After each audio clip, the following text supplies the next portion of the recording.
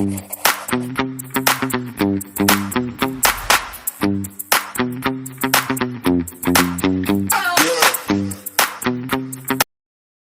friends, welcome back to my channel.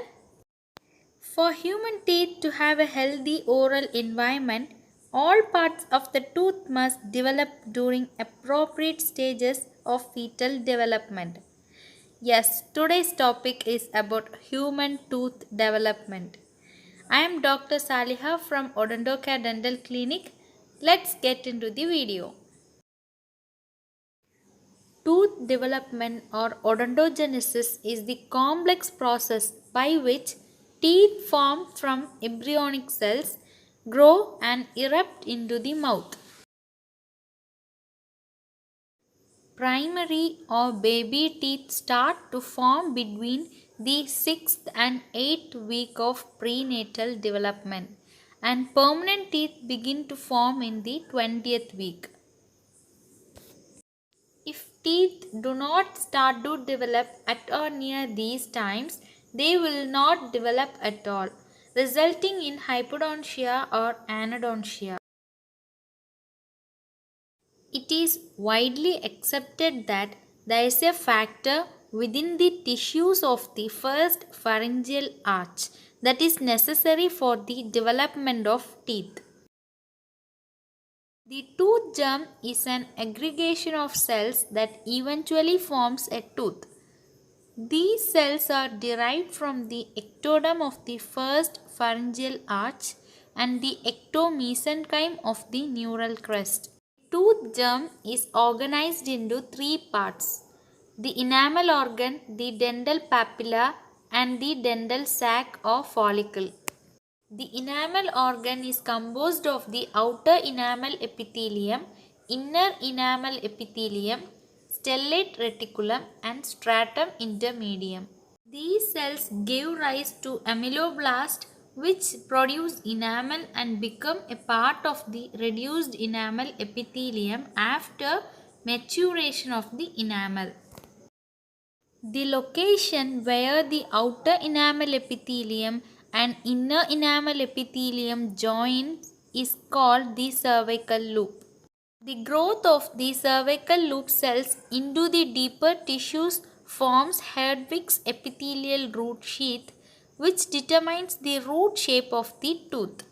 During tooth development, there are strong similarities between keratinization and amelogenesis. Keratin is also present in epithelial cells of tooth germ, and a thin film of keratin is present on a recently erupted tooth. The dental papilla contains cells that develop into odontoblast, which are dentin forming cells. Additionally, the junction between the dental papilla and inner enamel epithelium determines the crown shape of a tooth. Mesenchymal cells within the dental papilla are responsible for formation of tooth pulp.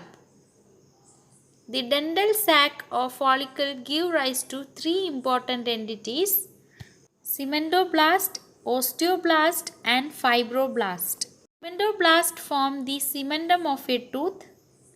Osteoblast give rise to the alveolar bone around the roots of teeth. Fibroblasts are involved developing the periodontal ligament which connect the teeth to the alveolar bone through cementum. Various phenotypic inputs modulate the size of the teeth. Parathyroid hormone is required for tooth eruption.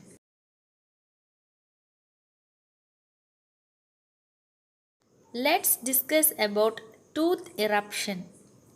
Tooth eruption occurs when the teeth enter the mouth and become visible. Tooth eruption is a complex process. Primary dentition starts on the arrival of mandibular central incisors, usually at 8 months, and lasts until the first permanent molar appear in the mouth, usually at 6 years. Let's see the eruption order.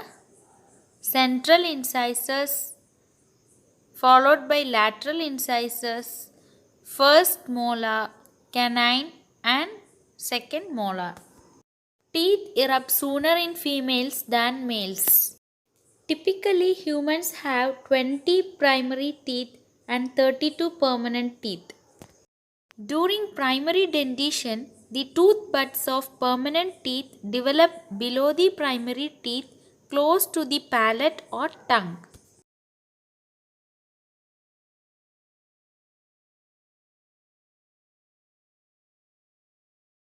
Mixed dentition starts when the first permanent molar appears in the mouth, usually at 6 years.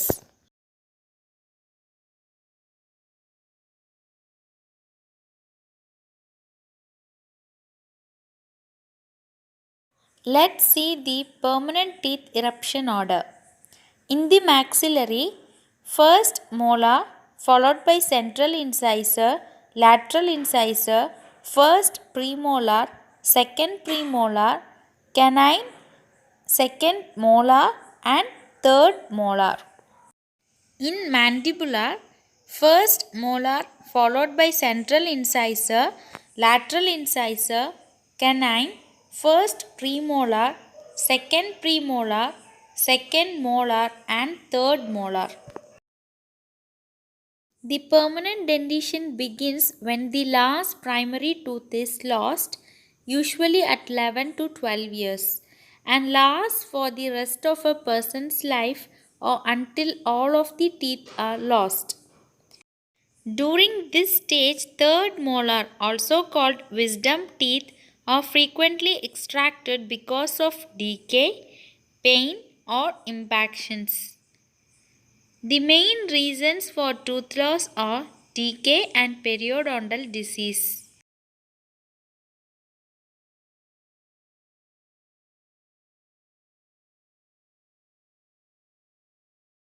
Okay friends, I hope this video is useful. Subscribe to Dr. Odonto Care for more interesting videos. Thank you.